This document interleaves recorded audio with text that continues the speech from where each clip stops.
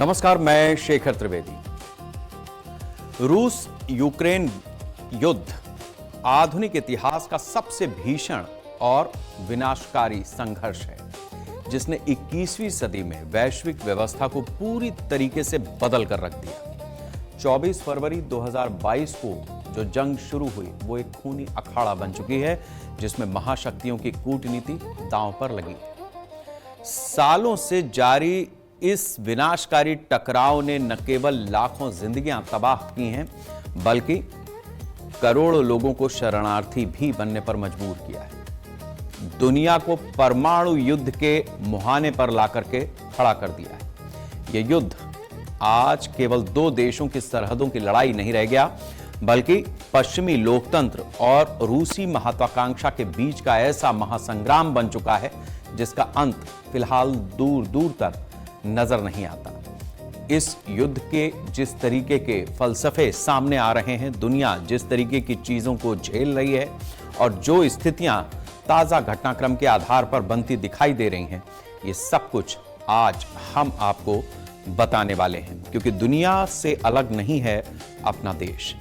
दुनिया में जो कुछ हो रहा है उसका असर हमारे भारत पर पड़ता है।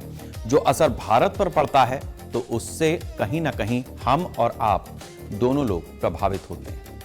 इस लिहाज से यह चीज समझना जरूरी है कि आखिर दुनिया के उस हिस्से में ये तस्वीरें बयां कर रही हैं कि कैसे धूं-धूं करके यूक्रेन जल रहा है, रशिया का नुकसान हो रहा है और उससे भी कहीं ज्यादा एक सभ्यता लगातार खत्म हो रही है। आज़ोव सागर में यूक्रेन का समुद्री हमला सबसे भीषण हमले में से एक है, जिसके बाद रूस बुरी तरीके से हिल गया है। ये स्थितियां किस तरीके से बनी और इसका क्या मतलब है? यूक्रेन के आज़ोव सागर में रूस के रसद नेटवर्क को यूक्रेन ने तबाह किया। यूक्रेन ने केवल हफ्ते में लगभग 90 रूसी जहाजों और गैसोलीन टैंकर्स को निशाना बनाया है, जिसकी वजह से रूस को कई समुद्री मार्ग बंद करने पड़े। यूक्रेन रूस में तेल रिफाइनरीज और टैंकर्स पर हमले कर रहा है, यानी अब सीधे सीधे ईंधन पर। रूस में पेट्रोल और डीजल की कीमतें आसमान छू रही हैं। रूस ने घरेलू बाजार को संभालने के लिए डीजल निर्यात पर प्रतिबंध भी लगा दिया है। रूसी पेट्रोल पंपों पर लंबी कतारें देखी जा रही हैं और लोग लगातार अपनी जरूरत का तेल न सिर्फ ले रहे हैं, बल्कि किस तरीके से उसको स्टॉक किया जा सकता है, इस बात की भी चिंता कर रहे हैं। एक तरफ अमेरिका और ईरान का जो युद्ध चल रहा था, हॉर्मुज़ स्ट्रेट पर जिस तरीके से तेल को लेकर के कई टैंकर्स को निशाना बनाया गया, जिस तरीके की स्थितियां वहां बनी हैं, दुनिया तेल के संकट से पहले ही जूझ रही थी।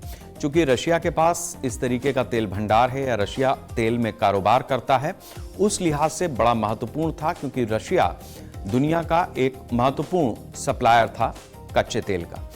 अब जब यूक्रेन ने अपनी रणनीति को बदला है और तेल रिफाइनरीज पर, टैंकर्स पर हमला करना शुरू किया है, तो रूस बुरी तरीके से लड़खड़ा गया है। जाहिर सी बात है कि यूक्रेन इतना बड़ा देश नहीं, इतनी उसके पास टेक्नोलॉजी नहीं कि वो रशिया से अपने दम पर दो हाथ कर पाता। लिहाजा इसमें भी कोई दो राय नहीं है कि वेस्टर्न यूरोपीय जो देश हैं, उनका जो सपोर्ट उसे मिल रहा है वो तो अपनी जगह पे है ही। इसके साथ साथ कहीं ना कहीं गाइडलाइंस अमेरिका की भी हैं यूक्रेन को कि किस तरीके से उसे क्या चीज रशिया की तबाह करनी है, जिससे इस तरीके का मंजर पैदा हो जहां रशिया एक बार फिर बर्बादी के मुहाने पर खड़ा हो जाए। यूक्रेन को हालिया जमीनी बढ़त मिल चुकी है। इस लिहाज से अब यूक्रेन ने 600 वर्ग किलोमीटर से अधिक जमीन को रूस के कब्जे से वापस ले लिया है। यूक्रेन ने नोवोसेलिवका नाम के गांव को पूरी तरह से आजाद करा लिया है। रूसी सेना के आगे बढ़ने की रफ्तार अब पिछले साल के मुकाबले आधी से भी कम रह गई है। रूस के कब्जे वाले क्रीमिया प्रायद्वीप में पूरी तरह से बिजली और पानी की सप्लाई भी ठप हो चुकी है, जिसकी वजह से यहां पर स्टेट ऑफ इमरजेंसी घोषित कर दी गई है। यूक्रेन के हमलों से रूस के TU-95 और TU-22 जैसे बमवर्षक विमानों को भी नुकसान पहुंचा। अब रूस इन विमानों का दोबारा उत्पादन भी नहीं करता है।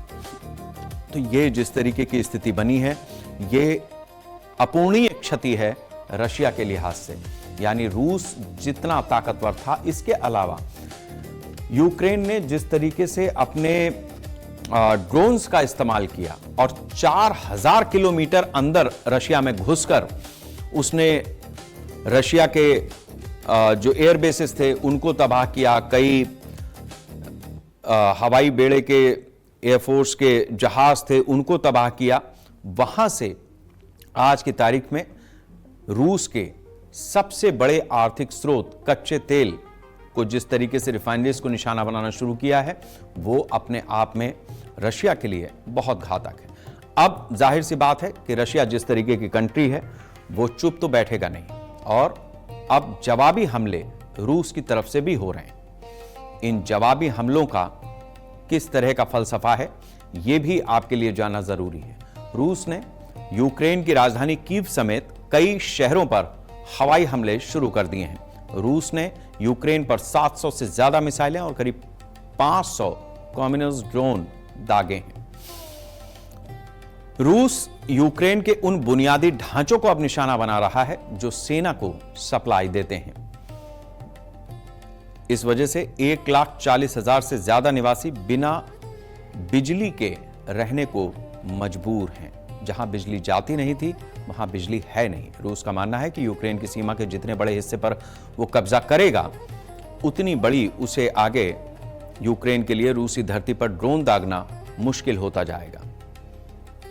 रशिया अभी भी अपने आप में बहुत बड़ा देश है, लेकिन रूस ने डोनबास और कोस्तानिवेका क्षेत्र में अपनी जमीनी बढ़त को और आगे पेश किया है। यूक्रेन के हमलों से नाराज होकर पुतिन ने युद्ध विराम के प्रस्तावों को खारिज कर दिया है। इस लिहाज से यह समझना ज्यादा मुश्किल नहीं है कि जो ताजा घटनाक्रम है उसमें रशिया बहुत देर तक, बहुत दूर तक चुपचाप न तो बैठा था न बैठेगा, और जिस तरीके की स्थितियां बन रही हैं वो कहीं ना कहीं रूस के उस पैमाने को अब टटोलने की तरफ बढ़ गई हैं जहां ये युद्ध परमाणु युद्ध में बदल सकता है। यूक्रेन को जिस तरीके का सपोर्ट मिल रहा है, नेटो इस युद्ध को हवा भी दे रहा है। यह भी हमें समझना होगा कि आखिर नेटो किस तरीके से इस युद्ध को प्रभावित कर रहा है। जिस तरीके से नेटो इस युद्ध को प्रभावित कर रहा है, नेटो के सदस्य देश यूक्रेन को लगातार घातक और आधुनिक हथियार दे रहे हैं। नेटो के सैटेलाइट्स रूस के सैन्य ठिकानों और मिसाइल मूवमेंट्स पर नजर रखते हैं। नेटो सटीक डेटा तुरंत यूक्रेन को भेज देता है, जिससे यूक्रेन को ड्रोन हमले करने में मदद मिलती है। नेटो देश यूक्रेन की अर्थव्यवस्था को चालू रखने के लिए अरबों डॉलर की वित्तीय सहायता भी दे रहे हैं। युद्ध के बावजूद यूक्रेन का सरकारी तंत्र और बिजली पानी ठप ना हो, इस बात की भी चिंता की जा रही है। नेटो जानता है कि अगर उसका कोई भी सैनिक सीधे रूस से लड़ता है तो फिर ये सीधे रूस बनाम अमेरिका की जंग बन जाएगी। इस लिहाज से नेटो जिस तरीके से यूक्रेन की मदद कर रहा है, जैसा मैंने शुरुआत में आपको बताया, पल भर में ये तीसरे विश्व युद्ध और परमाणु तबाही के रूप में बदल जाएगा। लिहाजा आगे यूक्रेन को ही रखा जा रहा है, लेकिन यूक्रेन जिस तरीके से मदद पा रहा है वो अपने आप में न सिर्फ रूस को हैरान कर रहा है, बल्कि अब रूस परेशान भी है। क्या युद्ध को अमेरिका रुकने नहीं देना चाहता? ये बड़ा सवाल है जिस पर सारी दुनिया की निगाहें हैं कि आखिर क्या वजह है कि ये युद्ध इतने लंबे समय से चलता चला जा रहा है और रुकने का नाम नहीं ले रहा है। अमेरिका यूक्रेन को हथियार की तरह इस्तेमाल कर रहा है। रशिया से वो सीधे लड़ना नहीं चाहता, लिहाजा यूक्रेन ताकि बिना अपने सैनिकों को खोए रूस की सेना और अर्थव्यवस्था को वो कमजोर कर सके। अमेरिकी रक्षा कंपनियों को इस युद्ध से अरबों डॉलर के हथियार के ऑर्डर मिल रहे हैं। अमेरिका बनाता भी सिर्फ हथियार ही है, जिससे अमेरिका के भीतर एक बड़ा व्यापारिक हित जुड़ा हुआ है। हम आपको लगातार ये बता रहे हैं कि रूस का ये आरोप है कि जब भी कोई देश शांति वार्ता की कोशिश करता है तो उसके बाद अमेरिका यूक्रेन पर दबाव डालकर उस बातचीत की मेज को ही हटा देता है, या यूक्रेन को यूं कहिए कि बातचीत की टेबल तक पहुंचने नहीं देता। अमेरिका सीधे रूस से लड़ना नहीं चाहता, लेकिन वो इस युद्ध को खत्म होने देना भी नहीं चाहता। असल में ट्रंप ने युद्ध को ही अपने व्यापार का एक मॉडल बना लिया है। वो चाहे ईरान, इजराइल, अमेरिका की जंग हो या फिर रूस और यूक्रेन की जंग हो, ये युद्ध खत्म होने का नाम नहीं ले रहे। युद्ध में अब तक कितनी हानि हुई है, कितनी जनहानि हुई है, ये भी हम आपको साथ साथ बताते चलते हैं। फरवरी 2022 से अब तक 4 लाख से 4.5 लाख रूसी सैनिक अपनी जान गंवा चुके हैं। यह संख्या द्वितीय विश्व युद्ध के बाद किसी भी युद्ध में रूस का सबसे बड़ा नुकसान है। रूस के कुल हताहत सैनिकों की संख्या 14 लाख तक पहुंच चुकी है। 1,25,000 से लेकर 1,50,000 यूक्रेनी सैनिक भी मारे गए। यूक्रेन में हताहत सैनिकों का आंकड़ा 5.25 लाख से 6.25 लाख आंका गया है। रूस के मारे गए सैनिकों की संख्या यूक्रेन की तुलना में लगभग 3 गुनी है। तो इस लिहाज से रूस ने न सिर्फ अपने लोगों को खोया है, बल्कि जिस तरीके से अब उसके आर्थिक ढांचे पर चोट की जा रही है, वो एक बार फिर से किसी समय यूएसएसआर जिस तरीके से छिन्न भिन्न हुआ, एक बार फिर रूस की स्थिति उसी दिशा में जाती हुई दिखाई दे रही है। रूस अगर कमजोर होता है तो इससे भारत को किस तरीके का नुकसान होगा, ये भी हमें समझना होगा, क्योंकि रूस भारत का पारंपरिक साझेदार है। हर युद्ध में, हर मोर्चे पर रूस भारत की मदद करता आया है। भारतीय सेना के 60 से 70% हथियार रूसी मूल के हैं। रूस कमजोर होता है तो भारत में इन हथियारों के मेंटेनेंस में देर होगी। हमारी सैन्य तैयारी कमजोर हो सकती है। हमारे बहुत सारे इक्विपमेंट्स, सैन्य साजो सामान चोक हो सकते हैं। रूस इकलौता ऐसा देश है जो भारत को संवेदनशील रक्षा प्रौद्योगिकियां ट्रांसफर करता रहा है। इस लिहाज से अमेरिका या अन्य पश्चिमी देश भारत को ऐसी तकनीक आसानी से नहीं देते। भारत ने जिस तरीके से रूस के साथ में साझेदारी की है, रूस जितना कमजोर होगा वो चीन पर उतना ज्यादा निर्भर होता जाएगा। भारत के लिए ये सबसे बड़ा सरदर्द होगा, क्योंकि रूस जिस तरीके से टेक्नोलॉजी शेयर करता है भारत के साथ में, वो दुनिया के बाकी देश नहीं करते हैं। अगर भविष्य में भारत और चीन के बीच कोई सीमा विवाद होता है तो भी भारत को नुकसान हो सकता है, क्योंकि रूस चीन के दबाव में आकर भारत का साथ देने से मना कर सकता है। ये स्थिति है इस समय। कश्मीर के मुद्दे पर भी पश्चिमी देशों ने भारत को घेरने की कोशिश की है, यानी हर वो जगह, हर वो चीज जिससे वेस्टर्न कंट्रीज को फायदा है। रूस ने हमेशा अपने वीटो पावर का इस्तेमाल करके भारत का बचाव किया है। बहुत सारे मसलों पर वीटो लगाई है अलग अलग समय पर। रूस के कमजोर होने से भारत वैश्विक मंच पर एक भरोसेमंद राजनीतिक ढाल को भी खो देगा। भारत ने रूस से भारी छूट पर रिकॉर्ड मात्रा में कच्चा तेल भी खरीद रखा है। अब भारत भी वापस उसे भेज रहा है। रूस कमजोर होता है तो तेल का उत्पादन भी कम हो जाएगा। उस लिहाज से भारत रूस के जरिए जो तेल आयात करता है उसमें भी कमी आएगी। भारत में महंगाई बढ़ेगी, क्योंकि हमारी डिपेंडेंसी ईरान के बाद सबसे ज्यादा रशिया पर ही थी, और रशिया में अगर तेल का उत्पादन घटता है या जो स्थिति वहां पर बनी हुई है, जिस तरीके से रशिया के लोग इस समय पेट्रोल और डीजल की किल्लत से जूझ रहे हैं, ऐसी स्थिति में भारत को सप्लाई करना या दुनिया के किसी भी देश को तेल सप्लाई करना रूस के लिए आसान नहीं होगा।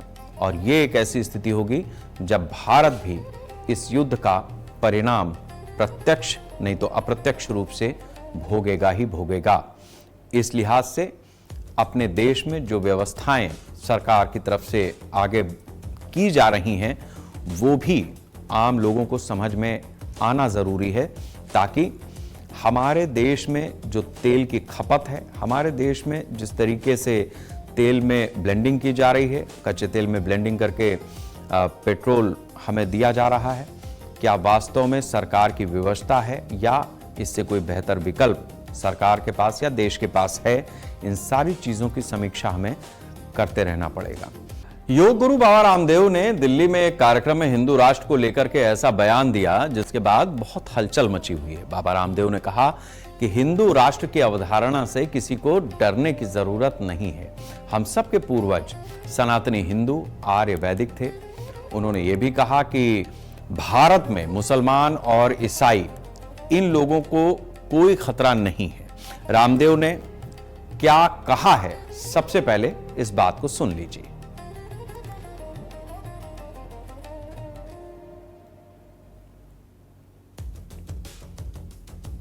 तो मैंने उनको बोला था कि भाई मजहब हमारे अलग हो सकते हैं। कोई भी 2009 का देवबंद डाल करके स्वामी रामदेव देवबंद डालो तो आपको पूरा लेक्चर मिल जाएगा। पूज्य गुरुदेव का ही संकल्प हमने वहां व्यक्त किया कि भाई हमारे पूर्वज, हमारे मजहब अलग हो सकते लेकिन पूर्वज तो एक ही है। हम गेट पर प्रवेश कर रहे थे तब पूज्य गुरुदेव भगवान ने वहां पर भी लिखा हुआ है, यहां पर भी लिखा हुआ है, हिंदू राष्ट्र के नाम पर किसी को डरने की जरूरत नहीं है। हम सभी के पूर्वज सनातनी हिंदू आर्य वैदिक है। ये सामने भी लिखा हुआ है, गेट में भी यही लिखा हुआ था। डरते क्यों भाई? कुछ लोग कहते हैं हिंदू राष्ट्र बन जाएगा तो मुसलमान कहां जाएंगे? मुसलमान कहां जाएंगे? अपने पूर्वजों की परंपरा को अपनाओ। अरे जो अपने बाप का नहीं हुआ किसी का नहीं हो सकता। अरे तुम अपने जो पुरखे हैं, पूर्वज हैं, अपने ऋषि मुनि हैं, उनकी बात को मानो।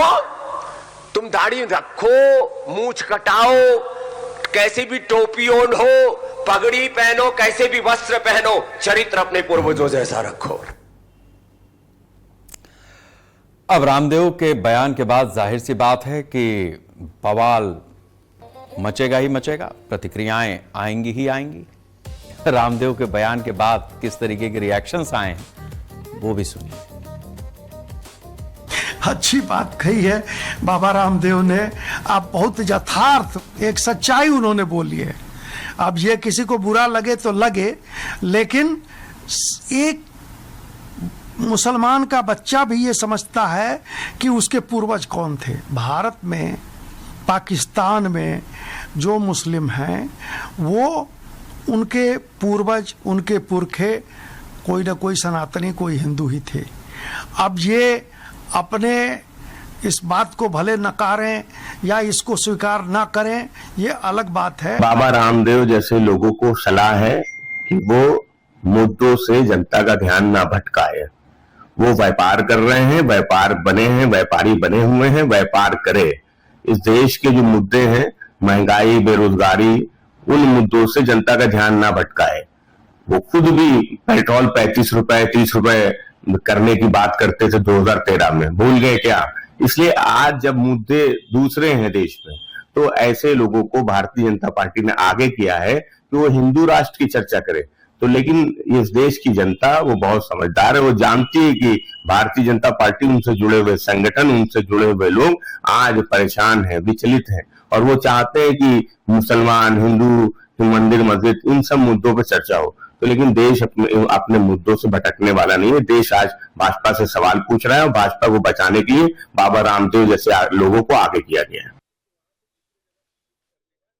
बात का है कि आखिर रामदेव ने बयान दिया, बयान देने के बाद उस बयान पर विवाद हो रहा है, तो कुछ तो मायने होंगे ना इस बयान के। वो मायने क्या हैं ये समझना भी हमारे और आपके लिए ज़रूरी है। जिस तरीके का बयान रामदेव ने दिया है, उस बयान के कई निहितार्थ हैं, उसको समझने की ज़रूरत है। रामदेव के बयान का मतलब है कि पूजा पद्धति बदलने से किसी इंसान के पूर्वज नहीं बदलते हैं। वो मुसलमानों को सनातनी संस्कृति से जोड़ने की वकालत कर रहे हैं। हिंदू राष्ट्र शब्द सुनते ही अल्पसंख्यकों के मन में जो असुरक्षा या डर पैदा होता है, रामदेव उसे खारिज कर रहे हैं। उन्होंने कहा कि दाढ़ी रखना, मूंछ कटवाना, टोपी पहनना, किसी विशेष तरीके के परिधान पहनना हिंदू राष्ट्र में पूरी तरीके से स्वीकार्य है। इसमें किसी को कोई दिक्कत नहीं है। इसके आगे भारतीय पहचान और पूर्वजों का चरित्र अगर आप अपनाते हैं वो बेहतर है। रामदेव के बयान से किसी पूजा पद्धति या किसी के इंसान या किसी के पूर्वज बदलने की कोई बात ऐसी नहीं होती जिसमें किसी तरीके का कोई धर्मांतरण वाला मामला हो। एक हिंदुस्तान का कल्चर रहा है, उस कल्चर को अपनाने की बात यहां पर कही जा रही है। क्या सच में मुसलमानों के पूर्वज हिंदू थे? यह भी सवाल है। इस बात को भी हमें समझना होगा कि आखिर जो बात अब उघाड़ी जा रही है, क्या वास्तव में ऐसा था कि यहां मुसलमान आए और उन्होंने हिंदुओं को मुस्लिम बनाया? कई प्रसिद्ध जेनेटिक अध्ययनों में भारतीय मुसलमानों के डीएनए सैंपल की जांच की गई। जांच में पाया गया कि भारतीय मुसलमानों के जेनेटिक ढांचे के लोगों से मेल नहीं खाता, बल्कि वे अपने आसपास रहने वाले हिंदू पड़ोसियों और स्थानीय जातियों के सबसे करीब हैं। कोई फिरंगी बाहर से वैसा नहीं है। भारत में इस्लाम के प्रचार के दौरान मध्य पूर्व से बड़े पैमाने पर आबादी का विस्थापन नहीं हुआ है, यानी यहीं पर धर्मांतरण हुआ है। जो लोग बाहर से आए उन्होंने यहीं की महिलाओं से विवाह किया और वंश को आगे बढ़ाया। इसी कारण वर्तमान मुस्लिम आबादी में बाहरी जेनेटिक अंश ना के बराबर पाया जाता है। कई इतिहासकारों का मानना है कि सूफी संतों के विचारों से प्रभावित होकर बड़ी संख्या में निचली और मध्यम जातियों के हिंदुओं ने इस्लाम को स्वीकार किया। इसके साथ साथ आतताइयों का डर, मुस्लिम शासकों के समय जजिया कर से छूट पाने के लिए भी लोगों ने अपना धर्म परिवर्तन किया। कुछ क्रूर शासकों के काल में भय की वजह से भी हिंदू परिवारों को अपना धर्म बदलना पड़ा। तो ये वो रिसर्चर्स हैं, ये वो रिसर्च हैं जो लगातार देश दुनिया के सामने हैं। इसमें कोई दो राय नहीं है कि जो भारतीय परंपरा का वेद उपनिषद ज्ञान है वो एक दिन का नहीं है। रामलला का आप अगर देखें तो जो द्वापर त्रेता युग है वही 7000 साल पहले उनका जन्म हुआ था। ये बात बाकायदा आपको अलग अलग जगहों पर मिल जाएगी, उल्लिखित है कि अमुक का जन्म अमुक समय पर अमुक जगह पर इस तरीके से हुआ। यानी हमारी अपनी ही परंपरा 7000-8000 साल से पहले से चलती चली आ रही है। इसमें भी कोई दो राय नहीं है कि जिस तरीके से विदेशी आक्रांताओं ने 1000 साल तक हिंदुस्तान पर हुकूमत की और जिस तरीके का आज भी दुनिया में हम सिनेरियो देखते हैं कि जब कोई देश मुस्लिम होता है तो वहां कन्वर्जन बहुत बड़ी तादाद में लगातार कराया जाता है। तो ये मान करके चलना चाहिए कि उस समय पे जिस तरीके की स्थितियां हिंदुस्तान के भीतर बनी, यहां पर भी कन्वर्जन जबरदस्त हुआ। सामाजिक और सांस्कृतिक विभाजन, इस बात को भी हमें समझने की जरूरत है कि किस तरीके से ये बाइफर्केशन होता है, हुआ। ये बाइफर्केशन अपने आप में बड़ा महत्वपूर्ण है। अजलाफ और अरजाल, भारतीय मुसलमानों की आबादी का लगभग 80-85% हिस्सा इसी का है। स्पष्ट रूप से स्थानीय हिंदू जातियां, बुनकर, किसान, राजपूत आदि से ये पूरे होते हैं। इस वर्ग के लोग सैयद, शेख, मुगल दावा करते हैं कि उनके पूर्वज अरब से आए। जेनेटिक अध्ययन में इनमें से ज्यादा का डीएनए भारतीय मूल का ही पाया गया है, यानी मुगालते में जिंदा है। तो इस लिहाज से इस बात को भी समझना होगा। और केवल इतनी ही बात नहीं है, जो अरब कंट्रीज हैं उनकी स्थिति यह है कि पाकिस्तान जो हिंदुस्तान से मुस्लिम धर्म के नाम पर ही अलग हुआ, उसको भी अरब के देश मुसलमानों में उस कैटेगरी में नहीं रखते हैं जिस तरीके के वो अपने आप को समझते हैं।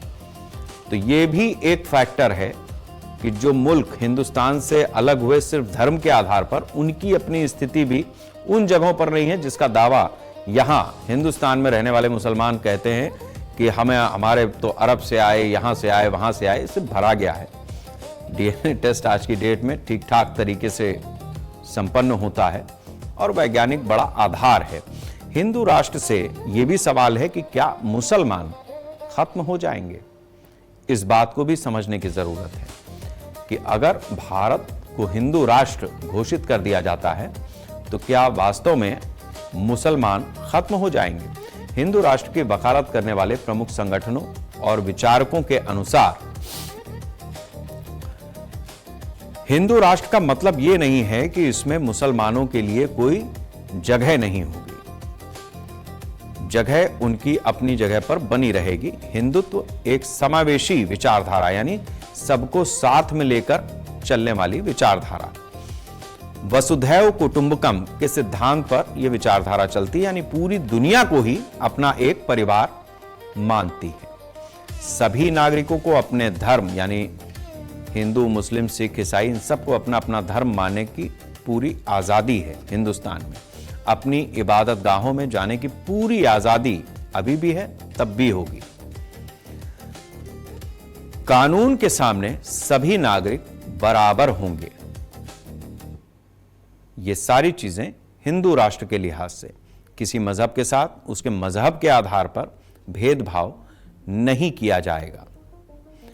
ये वो पैमाने हैं जो हिंदू राष्ट्र के नाम पर अक्सर लोगों को डराने के काम आते हैं। तो इसमें कोई दो राय नहीं है कि दो स्थितियां हैं। एक स्थिति यह है जो बाबा रामदेव की तरफ से आई कि इस देश को हिंदू राष्ट्र अगर घोषित किया जाता है या ये हिंदू राष्ट्र कहा जाने लगता है तो उससे किसी को एक तो भयभीत होने की जरूरत नहीं है। अब करना क्या है? करना यह है कि आप जितनी जल्दी इस बात को मानेंगे या समझेंगे कि आपके बाप दादे या पुरखे कोई बाहर से नहीं आए, आप भी यहीं के हैं। जो आए उन्होंने यहीं की औरतों से शादी की और अपने बच्चों को, मतलब अपनी आबादी को बढ़ाया। उस लिहाज से आज भी ये चीजें सामने आती हैं कि अभी भी लव जिहाद के नाम पर बहुत सारे हिंदुओं की लड़कियों को फंसा करके उनका धर्म परिवर्तन करा के और आबादी को बढ़ाने की एक प्रक्रिया देश के भीतर मौजूदा रूप में भी चल रही है। तो ये कल्चर का हिस्सा है, उस कल्चर का या उस परंपरा का जो दरअसल हिंदुस्तान की नहीं है।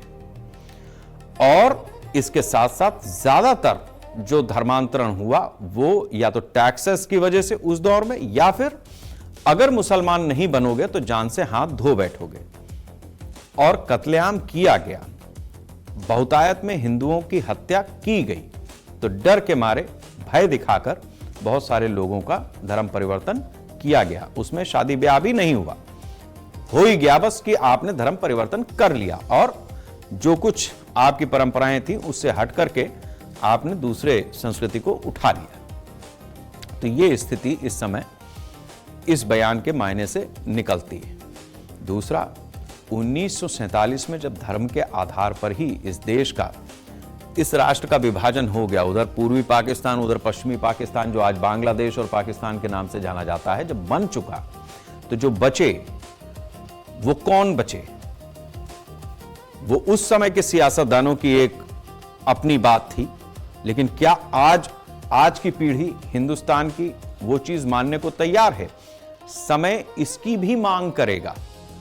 ये मौजूदा पीढ़ियां इस चीज को भी लेकर के आएंगी कि नेहरू का कोई फैसला था तो हम उसे मानने के लिए क्यों बाध्य हों। इंदिरा गांधी ने इमरजेंसी लगा करके अगर संविधान में कुछ शब्दों में परिवर्तन किया, सेकुलर और कई चीजें इसमें जोड़ी घटाई, तो उन चीजों का भी कोई पीढ़ी ये कह सकती है कि हम क्यों माने, हम नहीं मानेंगे।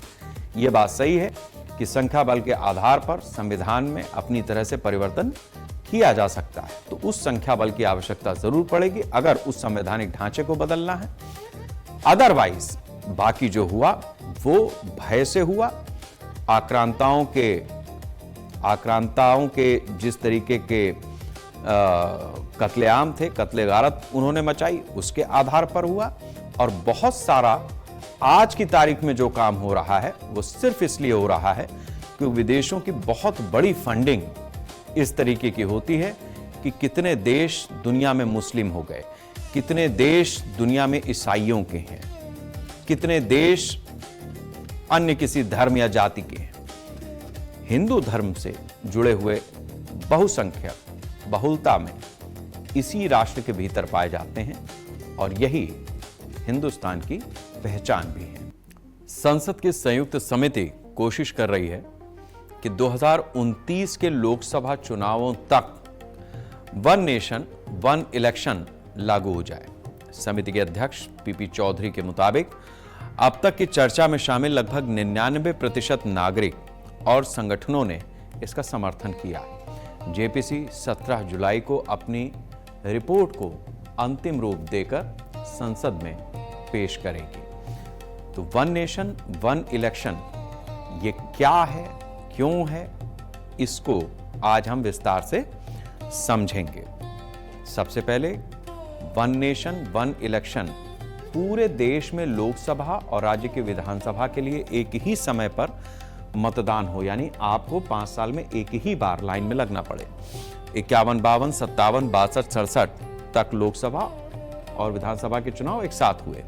विधानसभाओं के समय से पहले भंग होने और राजनीतिक अस्थिरता की वजह से यह चक्र टूट गया। सरकार द्वारा संसद में संविधान का 129वां संशोधन विधेयक पेश किया जा चुका है।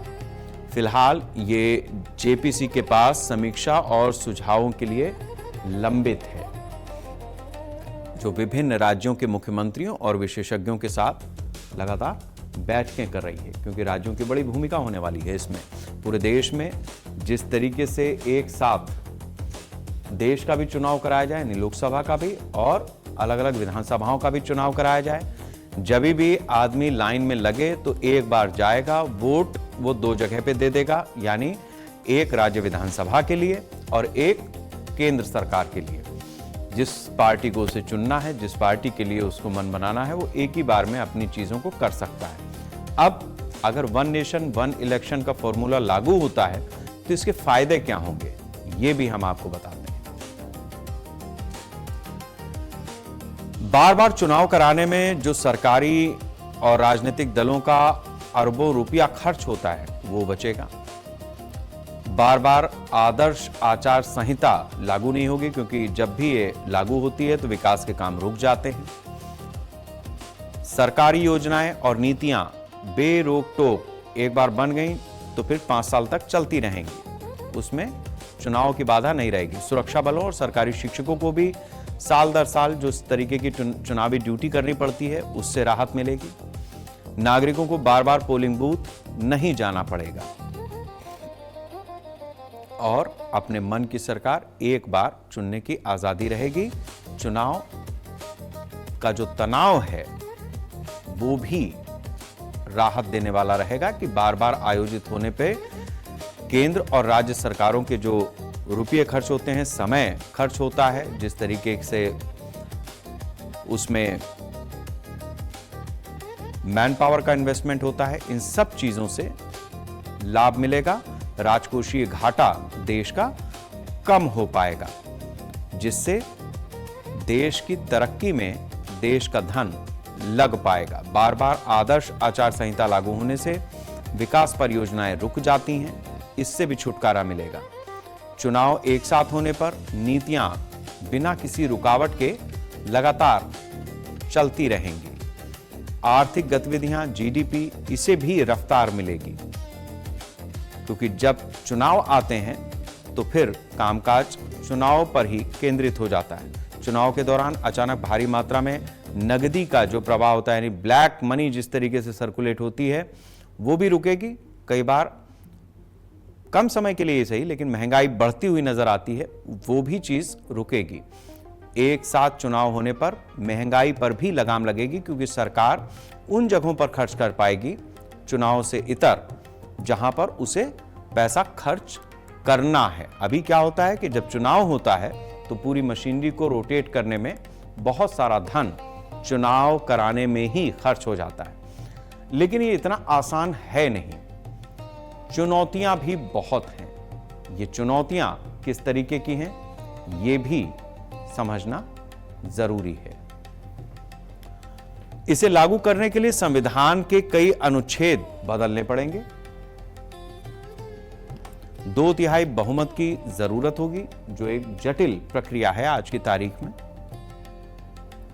एक साथ चुनाव होने पर राष्ट्रीय मुद्दे हावी हो सकते हैं, क्योंकि हम लोग आमतौर पर मुद्दों के अभाव में वोट देने के आदी हैं। राज्यों के स्थानीय मुद्दे दबने का खतरा इससे बढ़ सकता है। यदि कोई सरकार 5 साल से पहले गिर जाती है, तो उस स्थिति में बाकी बचे समय के लिए शासन की व्यवस्था करना भी एक बड़ी चुनौती होगी। पूरे देश में एक साथ मतदान के लिए अचानक लाखों नई ईवीएम की भी आवश्यकता होगी। इसे लागू करने के लिए, जैसा हमने आपको बताया, कि संविधान में कई बदलाव तो करने ही होंगे। इसके साथ साथ जो अन्य विषय आ रहे हैं, उन चीजों पर भी गंभीरता से सरकार को, हमारे संसद को सोचना होगा। ये अपने आप में बड़ा महत्वपूर्ण कदम इसलिए देश के लिए हो सकता है कि देश जो बार बार चुनावी चक्र में फंसता है, उससे देश के लोगों को राहत मिल सकती है। सरकार के सामने भी ये विकल्प हो सकता है कि आप 5 साल तक बेरोक-टोक अपनी सरकार को चलाएं और चलाते जाएं, विकास के कामों को गति देते जाएं। लेकिन जो बड़ा खतरा इसमें नजर आया है वो ये कि कई बार जो देश के मुद्दे होते हैं, वो मुद्दे विधानसभा चुनाव के मौके पर या वन नेशन वन इलेक्शन में स्थानीय मुद्दों को जगह न मिले, विधानसभा चुनाव के मुद्दों को जगह न मिले और राष्ट्रीय मुद्दों के आधार पर ही वोटिंग हो जाए। हमारे देश में त्रिस्तरीय चुनावी प्रणाली है। जो हमारी पंचायतें चुनी जाती हैं, उसमें आमतौर पर बहुत ही लोकल लेवल पर, उनको लोकल बॉडीज ही कहते हैं, तो वो चुनाव इसलिए होता है ताकि हमारी जो स्थानीय समस्या है, जो उस जगह की समस्या है, उसका निस्तारण हो सके। उसमें नाली खड़ंजा सड़क से लेकर के और बिजली है, पानी है, इस तरीके की चीजें भी इन्वॉल्व होती हैं अलग अलग जगहों पर। बिजली नहीं तो पानी तो कम से कम होता ही है कि हमारे कैसे उन चीजों की बेहतरी हो सकती है। ये लोकल बॉडीज के इलेक्शन है। इसके बाद जो विधानसभा के इलेक्शन है, विधानसभा के इलेक्शन राज्यव्यापी होते हैं, यानी राज्यों की समस्याओं पर आधारित होते हैं, राज्यों के मुद्दे उसमें हावी होते हैं। और इसी के बाद जब लोकसभा के चुनाव होते हैं तो वो देश के लिहाज से होते हैं कि देश की अर्थव्यवस्था कैसी होगी, देश में किस तरीके की सुरक्षा प्रणाली होगी, देश का एडमिनिस्ट्रेशन किस तरीके से चलेगा, देश में किस तरीके की योजनाओं की जरूरत है। तो हर इलेक्शन का, तीनों बॉडीज का अपना अपना महत्व है। बस इतना ही इसमें फेर है कि जब वन नेशन वन इलेक्शन हो तो हमारे अलग अलग मुद्दे, उनकी अलग अलग कैटेगरी और एक दूसरे का ओवरलैप करना या एक दूसरे के मुद्दों पर हावी होना, ये एक चुनौती रहेगी। लेकिन कुल मिलाकर के अगर देखा जाए तो वन नेशन वन इलेक्शन देश को एक नई दिशा में ले जाने में भी सक्षम होगा। इस लिहाज से इस राष्ट्र का एकीकरण का जो कॉन्सेप्ट है वो और ज्यादा मजबूत होता है। वंदे राष्ट्र।